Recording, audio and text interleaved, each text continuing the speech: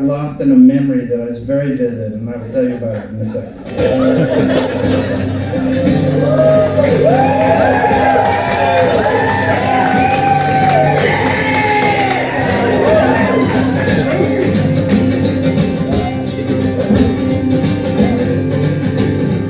All the other girls here are stars, you are the northern lights. They try to shine in through your curtains, you're too close and too bright. Well, they try and they try, but everything that they do is a ghost of a trace of a pale imitation of you. I'll be the one to drive you back home, Kathleen. This party was made with a night and a chance at a smile. Will wind its way from your face to one of the boys in your mind. Will you act like you're hip to their tricks and you're strong? But a virgin, wordless, her heart never once had a song. I'll be the one to drive you back home, Kathleen. And I'll have you back by break of day. I'm going your way anyway. If you like to come along, I'll be yours for a song.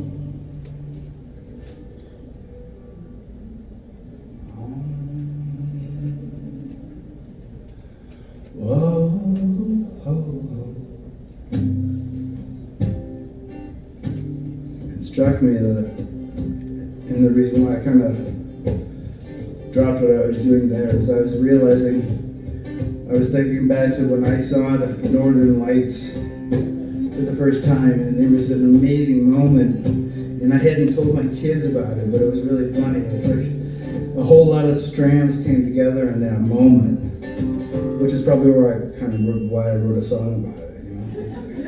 But I hadn't thought about it for years, and then we had that huge solar storm, and I was thinking like, well, now why did I write that song about the Northern Lights? And I thought like, and so I thought it got me back to thinking about like who I had been friends with, you know, when I was in high school and lonely during that time in northern Idaho, where you would just go out in the woods, you know. And I realized it was like, well, I had, and the first name that jumped in my head was the Big Rock, and the Big Rock was this you know, large basalt outcrop on the side of the mountain, down in a place called Birdsong Lane, which was an old logging road. And I'm not sure what it is now, but there's probably an Arby's there now. But at the time, it was Birdsong Lane. You would go down this little road, and then you'd head off on this little logging road down the mountain. And about halfway down the mountain, there was this big rock outcrop. And it was so cool. You would just sit there with your lunch and your like paperback. It was amazing. And mostly, I just talked to the rock all day, you know. And I would talk to the rock about all kinds of stuff, you know, stuff you talk about when you're that age, which is everything, if you know. And sometimes we would just sit there and just be silent together. And he was really good at that. But I like the wisdom of this rock, and as I kept on, I just got a good vibe off it. And then one day, like when I was 16, The Rock was like, man, you need like to do something else. I'm trying to get away from you for a while. This is hard. Waiting for a glacier to pick up and sweep me away. So I he was like, I'm going to give you the address of this person. You're going to write to them. They're going to give you advice. Please don't come back.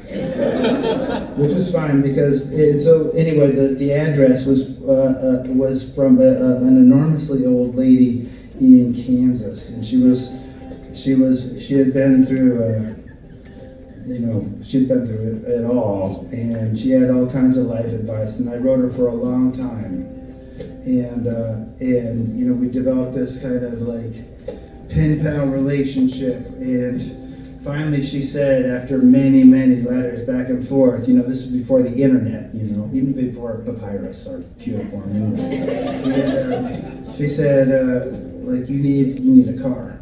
And I said, yes, I know. I lived very far away from anything. And so she sent me a kit.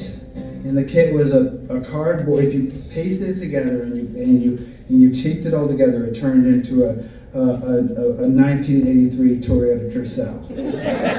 But it was all cardboard, beautiful car, not bad. And if you put like a lawnmower underneath and you stood on it, on the lawnmower just right, you would move forward as the car, and then hopefully you would not run into any wind. So that's what I was doing when I saw the Northern Lights.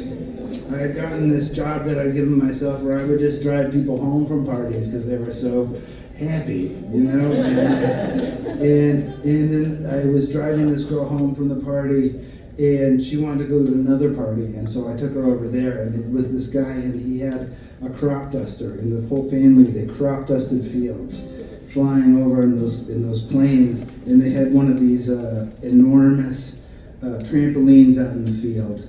And all of us kids were out there lying on it. I parked my Toyota Tercel in the field.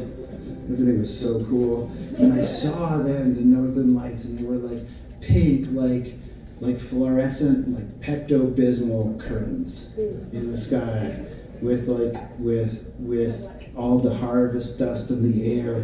And I was lying there on that trampoline. That girl was nearby.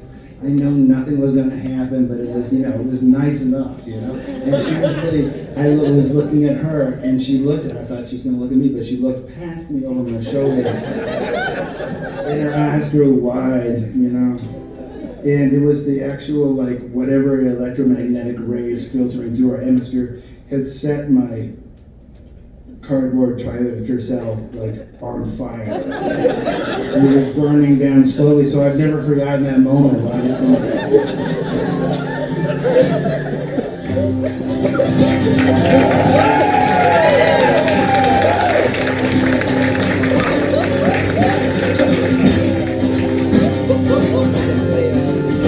Well, I know you are waiting, and I know that it is not for me. But I'm here and I'm ready, and I saved you the passenger seats. And I won't be your last, it's just your last good night. Every heart is a package, tangled up in knots. Someone else died, I'll be the one to drive you back home, Kathleen.